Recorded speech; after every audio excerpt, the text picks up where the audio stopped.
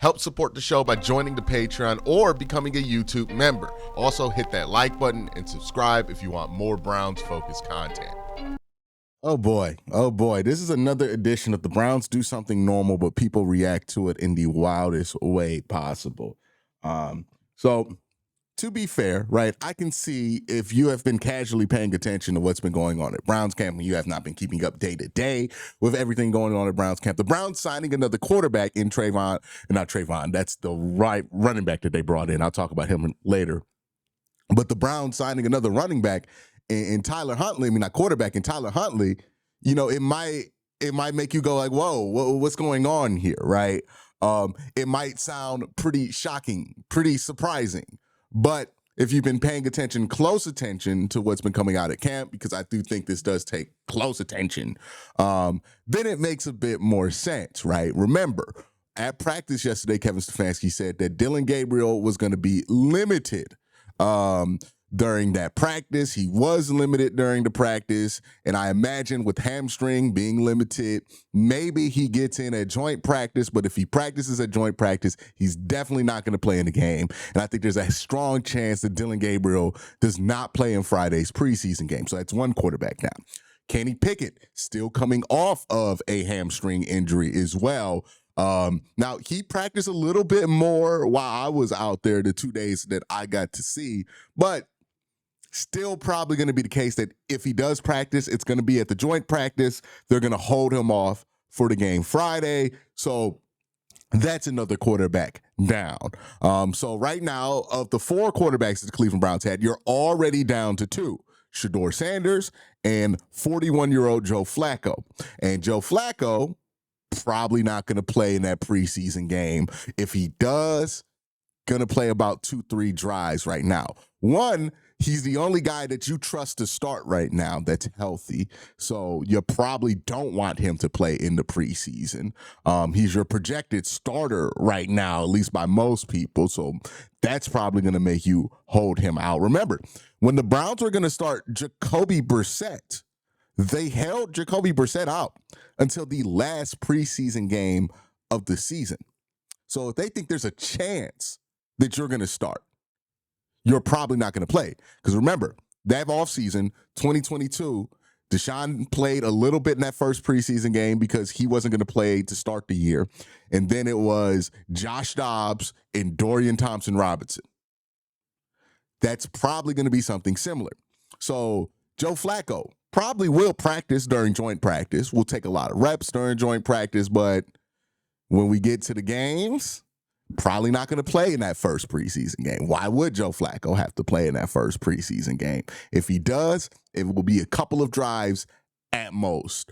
So that's another quarterback down, which realistically means the Browns were very likely all the way down to just Shador Sanders playing in that preseason game and maybe breaking glass and having Joe Flacco play a couple of drives just to divvy up the rep count for them. Now, I know some of you might say to yourselves, hey, that sounds like a good situation. Why not have Shador Sanders play an entire preseason game? Despite the fact that that is highly, highly, highly unusual that you would have one active quarterback for an entire preseason game. Because remember, if Shador, if Joe Flacco's out, if Kenny Pickett's out, if Dillon Gabriel's out, that means Shador would be the only active quarterback on the roster. You would never go into a regular season game with just one quarterback active on game. You're not going to go into a preseason game like that. Also, if I'm the Cleveland Browns and I know that I'm not playing my starters at all, but I know that the Carolina Panthers are, they've already announced that they're going to be playing their starters. The Browns are in heavy communication with what the Carolina Panthers are doing because they're doing a joint practice. So if you know that the Carolina Panthers are going to be playing their starters, you probably don't want your rookie 5th-round pick with second and third string guys, right? A very limited roster, a very limited offensive line going up against the first and second team of the Carolina Panthers. That's not setting up Shador Sanders for success. That's not setting up him to develop good pocket habits. Right now, remember, that's one of the things they're working on with Shador is developing good pocket habits. Well, one of the ways you can develop good pocket habits is if you get a lot of reps where you can trust your offensive line. If he's out there and his offensive line is just consistently getting blown up because they're going up against first team and their third team, it's not a good situation for him. I think a lot of people have it twisted, right? There's all these conspiracies about if the Browns are putting Shador in the right place to succeed. Are they holding him back? Or are they not giving him a fair shake? One, people are forgetting that Shador Sanders, regardless of how you think he got there, is a 5th-round pick. And that's not to degrade him. That's not to say that I don't have hopes for him that are beyond a 5th-round pick. But the reality is that he is a 5th-round pick, which means he's not going to be guaranteed to get a real opportunity to start anytime soon. No 5th-round pick has a guaranteed opportunity to start right away, no matter what position you play, but especially for quarterback. It just isn't how that works, right? You are at the bottom of the depth chart when you are a 5th-round pick. That's where you start, and that's where you're going to be expected to start. Look at every other 5th-round pick in the league. Look at every other 5th-round pick quarterback in the league. Are they playing and starting in their rookie year? I'll wait. I'll hang up and listen. They're not. Day 3 picks do not get first-team reps before the first preseason game, right? That is not how this goes. Look, Tyler Shuck, he was a 2nd-round pick. Now, look, I think Shador's better than Tyler Shuck, but the reality is that the Saints have decided that that was worth the 40th pick in the draft. And Tyler Shuck, to date, just got his first-team reps. To date. People are arguing and calling it unfair when Shador Sanders didn't get first-team reps before somebody who was drafted in the 2nd round. Hell, I don't even think Jackson Dart has gotten first-team reps yet. And he was a 1st-round pick. And again, I think Shador is better than him, but the reality is that Shador was drafted in the 5th round. He's going to get opportunities like a 5th-round pick is going to get opportunity. No other team was going to take Shador Sanders in the 5th round and give him first-team reps. No other team was going to do that. That's not a reality that's like reasonable to expect. The other team that was going to draft Shador, if it wasn't Cleveland, was the Philadelphia Eagles. And you think he was getting first-team reps with the fucking Philadelphia Eagles? Like, be real. Be for real on this one. So, no. They're not just, if the Browns really wanted to sabotage Shador Sanders, it would be really easy to do it because all of y'all would just, well, not all of y'all, I don't want to say everybody. There are a lot of Shador fans that would go right along with it until they realize they just walked into a trap. If the Browns wanted to sabotage Shador Sanders, if I was a coach and I wanted to sabotage Shador Sanders, I'd give him first-team reps off the jump. Make him look bad and go, see, that's why we can't play him. If the Browns were really trying to sabotage Shador, they would put him in situations where he looks bad so they can point to it and say, hey, look, he sucks. We're done with it. We're going to cut him. That's what a sabotage job looks like, right, in the NFL. Putting somebody in first-team reps before they're really ready. That's what it would look like. It's not a sabotage. They're trying to protect Shador Sanders, right? They're trying to put him in the best possible situation for him at this point of his development to succeed. And they look at him as a developmental quarterback because that's what you look at anybody that you draft in the 5th-round pick as. You cannot agree with that. You can be upset that he's a 5th-round pick, but you cannot argue the reality. I'm so tired of people making these arguments. And the arguments only make sense if you exclusively view Shador Sanders as somebody who was drafted in the 1st round. And that's just not where we are. That's not the reality. The reality is he's a 5th-round pick. You can not like it. You can get mad at me for bringing it up, but that's the fucking reality, okay? Look at his Wikipedia page. What pick did he get selected? Look at his draft page. What pick did he get? He's not a 1st-round pick. Where people are talking about what his rep should be as if he's a 1st-round pick. He's not. He fell in the draft, which means he is a 5th-round pick. Don't care how you think he got there. That's where it is. That's just the reality.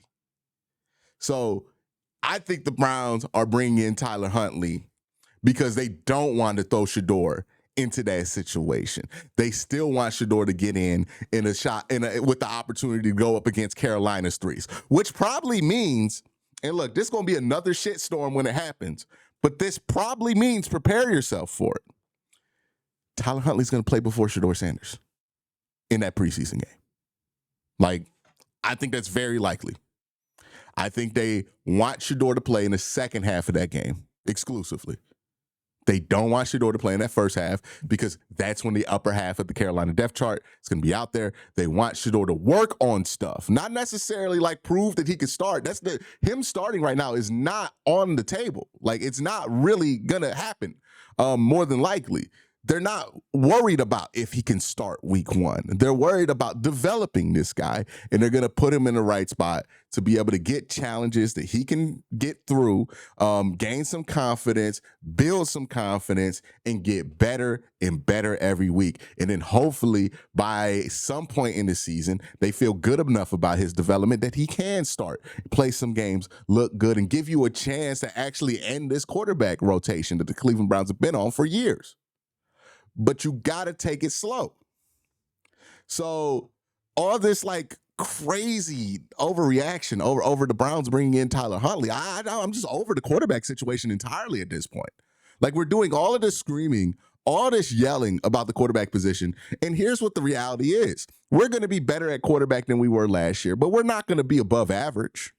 That's very like, even if Shador takes the job, his rookie year, he's probably going to be better than what we had last year. Not as good as like average quarterback play. But eventually the hope is that Shador will get better and better every year and that he eventually becomes, a franchise level quarterback, right? But it's probably not going to happen in year one. I don't see Kenny Pickett being better than average. I don't see Dylan Gabriel being better than average. I don't see Joe Flacco being better than average.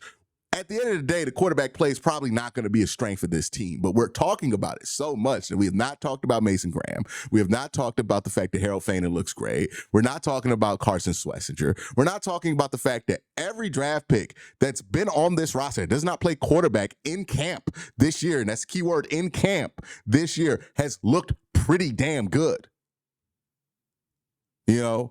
We've been so focused on this quarterback thing, we haven't talked about it. You have a number 5 pick in the draft that looks like the number 5 pick in the draft right now. We ain't said a word about Mason Graham. I had to do a video talking about how we ain't talking about him enough. Max Crosby is watching his tape right now and saying to himself, that guy looks special. We're not talking about that guy at all. That guy's not getting talked about at all. The number 3 player on the board for Todd McShay that we got 5th overall with an extra first-round pick and an extra second-round pick, we're not talking about that guy at all. But we're talking about a 5th-round pick. And no disrespect to that 5th-round pick. I like Shador. I think Shador has the chance to have a good career. But some people want it to happen too fast. Just relax. Let it happen. There is a plan here. Like, he's not going to play right away. That was never part of the plan. I know it was part of like a story that people sold themselves about Shador, but the reality is once he fell into day 3, there was no team that was going to take him, that was going to start him day 1. He could have got drafted to Philly. They weren't going to start him day 1. You damn right they wouldn't have started him day 1. He could have got drafted to Kansas City, any team. Name a good organization that doesn't have a quarterback right now. They probably wouldn't be starting Shador Sanders. They probably wouldn't even put Shador Sanders really in the mix to start right now. The Browns are handling this like every other team is handling this. I got a video that's coming out tomorrow that I recorded like before we signed Tyler Huntley that demonstrates just like how an NFL coach is going to go through these situations with Jason Garrett, right? And he's breaking it down on Pro Football Talk, and I'm reacting to it. That video is going to come out tomorrow morning. The Browns are not handling this any different than any other team. There's clear reasons for how they're handling it. The quarterback position is not the one I'm mystified by with the Browns, right? I wish they were more aggressive with running back. I think they really need to like realize the situation that slot corner is awful.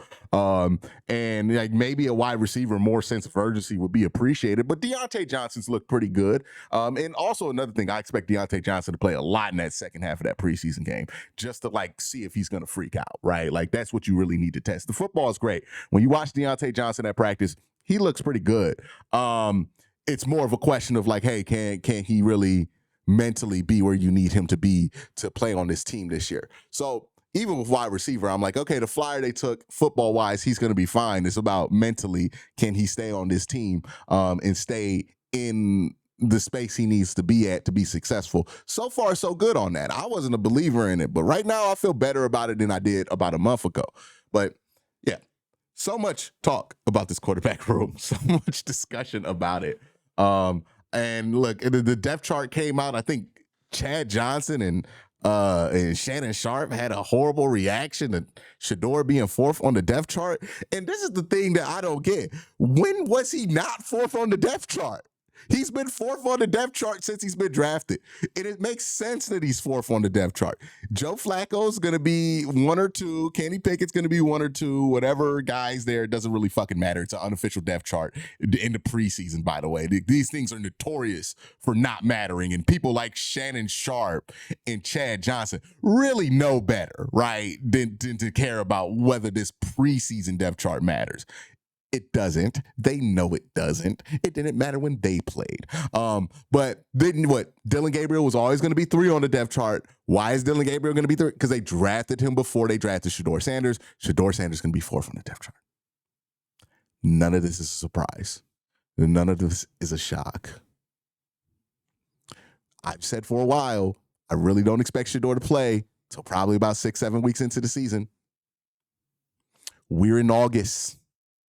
I'm not surprised. It doesn't look like he's going to play in September. It was never the plan. It was never the goal.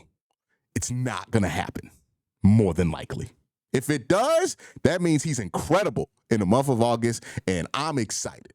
And I'd be excited to be wrong, but more than likely it's not. The Browns aren't bringing in Tyler Huntley to stifle Shador Sanders. They're bringing in Tyler Huntley to take some reps in the preseason game because they're literally down to maybe 3 active quarterbacks. That makes sense to me. Again, another edition of the Browns do something completely normal and people find a way to react to it in the most unnormal way possible. Abnormal way possible. My bad. Unnormal is not a word. But yeah, this is what I mean, right? When I did that video a week ago where I'm like, the Browns do regular shit and then we get like all kind of crazy reactions. And it's not to say that the Browns don't do things that are worthy of criticism. They absolutely do. But this is one of those things where I'm like, well, what did they do? They're down to 2 quarterbacks. One of those guys are 40. You probably don't want to play them that much in the preseason, so you're really down to like 1 quarterback. So you signed another quarterback for a preseason game. What's the big deal? What's the big deal? Honestly, what are we doing? Why are we freaking out? If Tyler Huntley gets cut after that preseason game, are we really going to be doing this again? Like, let's relax. Let's relax. Everybody is on 10 right now with this stupid quarterback situation, and it doesn't require it. Is there really that much of a difference if we start Kenny Pickett or Joe Flacco? I'm not even the biggest Kenny Pickett fan in the world, and I don't think there's that much of a difference there. You're still going to have to be a team that overcomes quarterback play. It's not that big of a deal. I'm not losing sleep over either guy winning that competition, right? Right now, I think it should be Joe Flacco because he's looked the best, but like, I can see the argument for Kenny Pickett, even though I don't like him. And when I say I don't like him, it's nothing personal. I just don't like him as a prospect. But that's really my thoughts on it. And maybe this was just an opportunity for me to rant about the quarterback situation and not really about the quarterback situation itself because it is what it is. The Browns are in the transition period at quarterback. I'm actually fine with how the room's been built for this year and what the objectives are of it. I'm not really bothered by it. I think the Browns' plan at quarterback for this year is fine. It's fine enough, right? I understand wanting to wait till 2026. This is what I asked for when I didn't want a quarterback at 2. So I don't mind this. The reaction to it is crazy, right? Again, I wanted the Browns to draft Shador once he fell. They drafted Shador. I'm fine with that. Dillon Gabriel, wasn't excited about that in the 3rd round, but I thought he was like a 4th round pick, so I wasn't as bothered as others were about Dillon Gabriel. And then Kenny Pickett, but Joe Flacco bringing him back, okay. Like I really don't mind the quarterback room for what it is. And it's going to be, at best, slightly below average. And I want to emphasize, at best, slightly below average. More than likely mediocre. But mediocre is a significant upgrade from where they were last year, where they were horrific at quarterback. So I'm fine with it. The reactions, the conversations that we're having around what is obviously going to be mediocre quarterback play, it's just blowing my mind right now. Like when this was Baker Mayfield and there was a chance that all of this discourse could lead to franchise quarterback play, I get it. When it was Deshaun Watson and all of this discourse could land on Deshaun Watson being a franchise quarterback that year, right? I got it. But even if Shador is what a lot of people are saying Shador could be, that doesn't mean he's going to be that in year one of his NFL career. We're probably talking about 2-3 years down the road, he meets his full potential. I mean, like, look at somebody like Jalen Hurts, well, I would argue, had a better college career, had a more NFL-ready profile, and came closer to winning a Heisman Trophy than Shador ever did. And that's no shade to Shador's college career. It's just that's the facts right there, right? And Jalen Hurts, that first year he played, he was pretty mid. And then that second year he played, he was a little bit better. And by the time the third year was when he got to the Super Bowl, he looked pretty damn good. That's a 3-year arc. This shit takes time at quarterback. I mean, we're sitting here sad about Baker Mayfield because that took 6 years for Baker Mayfield to get that good. This shit takes time. So, like, even if one of these rookies can look good and play, they're probably not going to be above average till year 2 or 3. You know, there's no Jaden Daniels in this room. If there was a Jaden Daniels in this room, I'd be mad that Joe Flacco's starting. But that's not the case. If there was a Jaden Daniels in this room, we wouldn't have traded the number 2 overall pick. Okay, we would have drafted the dude number 2 overall, but that's not where we are. We're like, there are some people who are living in fan fiction as reality and in getting mad when reality is not curbed to their fan fiction. It's ridiculous. But that's it. Y'all have a great day. Have an even better night. Peace.